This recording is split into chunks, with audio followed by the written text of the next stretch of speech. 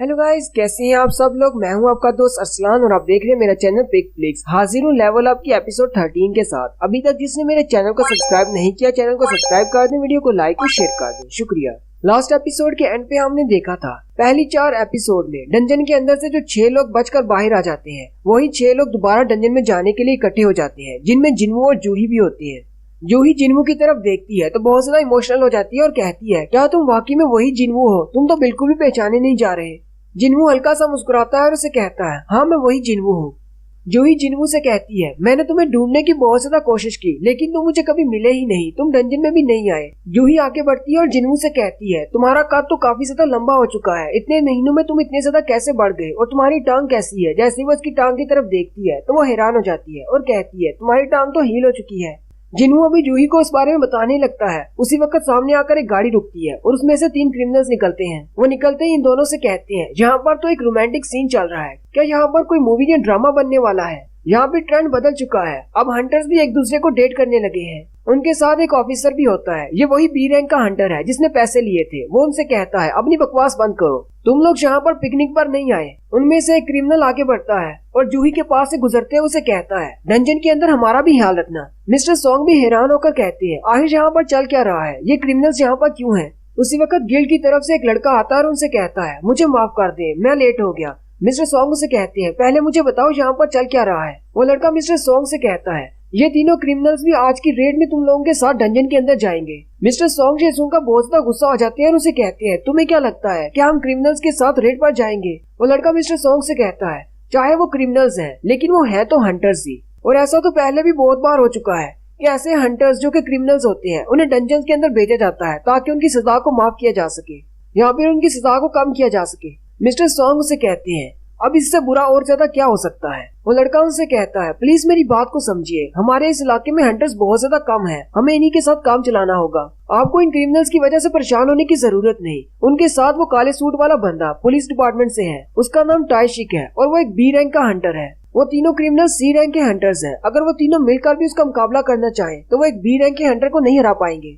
जिन्वू टाइशिक की तरफ देखता है और कहता है, मुझे बहुत ही बुरी फीलिंग आ रही है। साथ ही वो जूही से कहता है, जूही प्लीज तुम इस रेड में हमारे साथ मत आओ। जूही उसे कहती है, क्या तुम जा रहे हो? जिन्वू उसे कहता है, हाँ मुझे जाना होगा।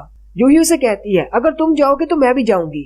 मिस्टर सॉन्ग सभी की तरफ देख रहे होते हैं और कहते हैं, मुझे लगता है ये हमारी किस्मत है कि हम सबको इन क्रिमिनल्स के साथ इस डंजन के अंदर जाना होगा। फिर वह लोग उस डंजन के दरवाजे के सामने चले जाते हैं। टाइशिक तीनों कैदियों के हाथ खोल देता है। उनमें से एक कैदी से कहता है, क्या तुम्हें नहीं लगता कि तुम्हें हमें थोड़ी सी इज्जत देनी चाहिए? तुम हमें गुलामों की तरह ट्रीट कर रहे हो। टाइशिक उसे कहता है, अपनी बकवास बंद करो। वो उनके हाथ खोलने के बाद मिस्टर सॉन्ग के पास आता है और उन्हें कहता है, मेरा नाम टाइशिक है और मैं मॉनिटरिंग डिपार्टमेंट से हूँ। ये तीनों क्रिमिनल मेरी निगरानी में रहेंगे, इसलिए तुम लोगों को परेशान होने की जरूरत नहीं। अब मुझे बताओ, तुम लोगों में से कौन सा बंदा आज हमारी रेड को लीड करेगा? मिस्टर सॉन्ग उसे कहते हैं, हाँ मैं कर सकता हूँ। मिस्टर सॉन्ग जिन्वू से पूछते हैं, क्या मैं लीडर बन सकता हूँ? तुम्हें कोई एतराज तो नहीं? जिन्वू उनसे कहता है, नहीं मुझे कोई एतराज नहीं। ये बात सुनते ही मिस्टर सॉन्ग उसके सामने अपना सर झुकाते हैं और कहते हैं, तुम्हारा बहुत बहुत शुक्रिया मुझे एक और चांस देने के लिए। उस दिन डंजन के अंदर मेरी वजह से 11 लोग मारे गए थे, लेकिन तुम्हारी वजह से 6 लोग बचे भी थे। तुम्हारा बहुत बहुत शुक्रिया। हालांकि वो सब मेरी रिस्पॉन्सिबिलिटी थी, लेकिन मैं आज अपनी पूरी कोशिश करूंगा तुम सब लोगों को सेफ रखने की।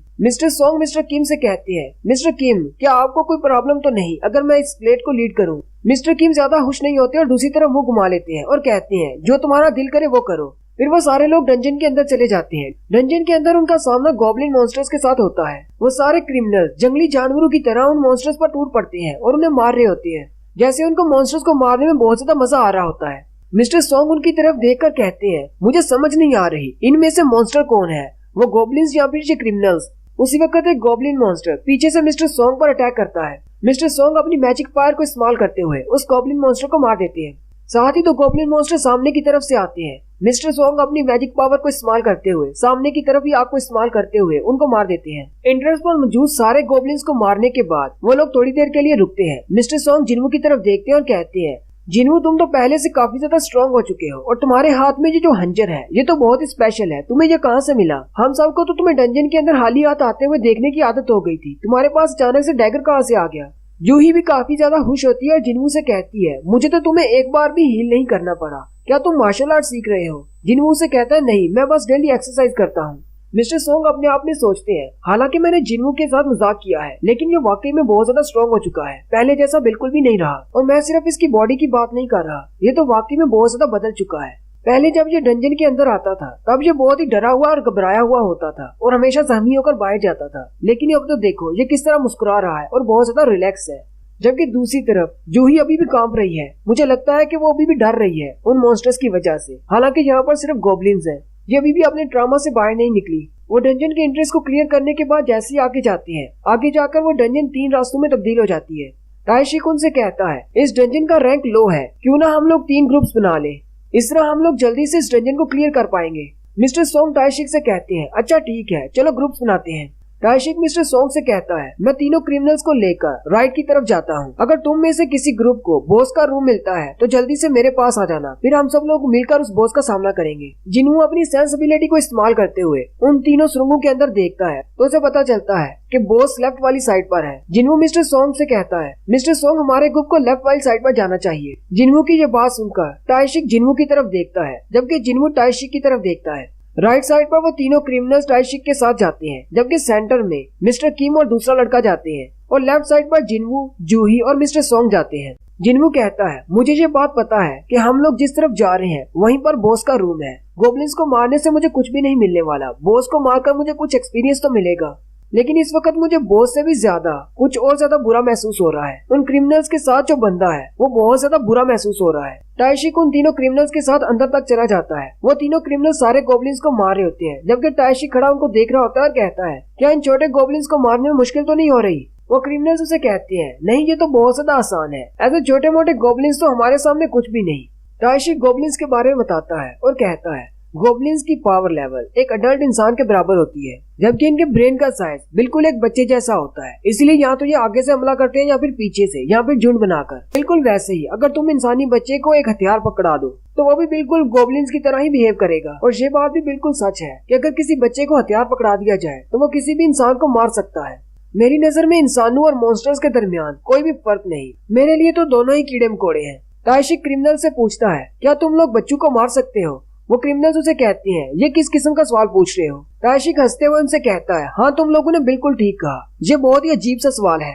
चलो मैं तुम्हें एक और अजीब बात बताता हूँ। इस डंजन के अंदर तुम्हें 100 बच्चों का सामना करना होगा। वो क्रिमिनल उसे कहती है, कहीं तुम पागल तो नहीं होगे, ये तुम किस तरह की बातें कर रहे हो? ताइशिक उनसे कहता है, फर्ज करो अगर कोई ऐसे 100 बच्चे आ जाते हैं जो कि तुम्हें मारना चाहते हैं और वो तुम्हें मार कर खा जाएंगे, तो तुम क्या करोगे? क्या तुम उन्हें मार डालोगे? वो तीनों क्रिमिनल्स उसे कहते हैं, हाँ हम लोग उन्हें मार डालेंगे, अपनी जान बचाने के लिए हम लोग कुछ भी करेंगे। ताइशिक उनसे कहता है, तुम्हारा जवाब बिल्कुल ठीक है, तुम्हें अपनी जान बचाने के लिए कुछ भी करना चाहिए। मैं बिल्कुल ऐसे ही जाकर वापस गिल्ड वालों को रिपोर्ट करूंगा कि तुम तीनों क्रिमिनल्स ने मिलकर बाकी सब पर अटैक करने की कोशिश की और मैंने तुम सब लोगों को मार डाला। नेक्स्ट सीन मिस्टर किम और दूसरे बंदे का होता है। मिस्टर किम कहते हैं, इन गोब्लिन्स को मारना तो बहुत ज्यादा आसान है। दूसरा बंदा कहता है, चलो ये तो अच्छी बात है, मैं चाहता हूँ कि ये डंजन आसानी से क्लियर हो जाए, कुछ भी बड़ा हादसा ना हो। मिस्टर किम कहते हैं, कुछ भी नहीं कहा जा सकता। पहले हम लोग कहते थे कि वीकेस्ट हंटर यानी जिन्हू हमारे साथ डंजन के अंदर जा रहा है तो इसका मतलब डंजन में कुछ भी बुरा नहीं होगा, वो डंजन बहुत ज्यादा वीक है।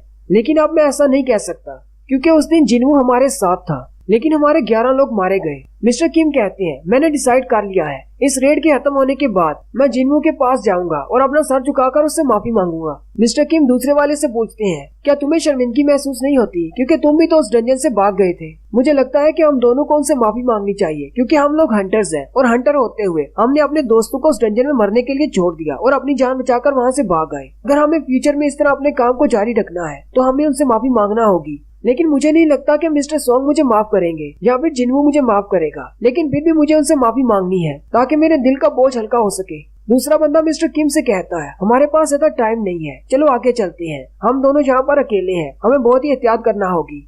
वो दोनों चलते हुए जैसे ही आगे की तरफ जाते हैं उनके रास्ते मिल जाते हैं और वो दोनों गलती से ताइशिक की तरफ चले जाते हैं। मिस्टर किम जैसे सामने की तरफ देखते हैं तो वो देखकर बहुत ज्यादा हैरान हो जाते हैं। सामने ताइशिक होता है जो कि उन क्रिमिनल से कह रहा होता है, मेरा काम ये था कि तुम्हें जितनी ज्यादा दर्दनाक मौत दे सकूं उतनी ज्यादा दर्दनाक मौत दूं। आखिर इसी काम के तो मुझे पैसे मिले हैं। वैसे भी जब कोई चिल्लाता है मरने से पहले तो मुझे बहुत ज्यादा मजा आता है। ताइशिक ने 2 क्रिमिनल्स को मार दिया होता है जबकि तीसरे वाले को गले से पकड़ रखा होता है। ताइशिक उन दोनों की तरफ देखता है और कहता है, ये क्या, तुम दोनों यहाँ पर क्या कर रहे हो? कहीं तुमने सब कुछ देख तो नहीं लिया? और साथ ही तायशी का अपना हंजर निकाल लेता है और कहता है, अच्छा तो मुझे लगता है कि यहाँ पर हमारे रास्ते मिल रहे हैं। साथ ही वो अपने हंजर को घुमाते हुए तीसरे क्रिमिनल का सर भी काट देता है। तायशी कहता है, इसका मतलब बॉस का रूम लेफ्ट वाला है, अब मुझे ज्यादा घूमना नहीं पड़ेगा। अब चूंकि तुम दोनों ने मुझे देख लिया है तो मुझे लगता है कि मुझे अपने प्लान को थोड़ा सा चेंज करना होगा। और यहीं पर हमारी एपिसोड 13 का एंड होता है। एक्सप्लेनेशन अच्छी लगी हो तो कमेंट करके जरूर बता दीजिएगा। चैनल को सब्सक्राइब कर दें, वीडियो को लाइक और शेयर कर दें।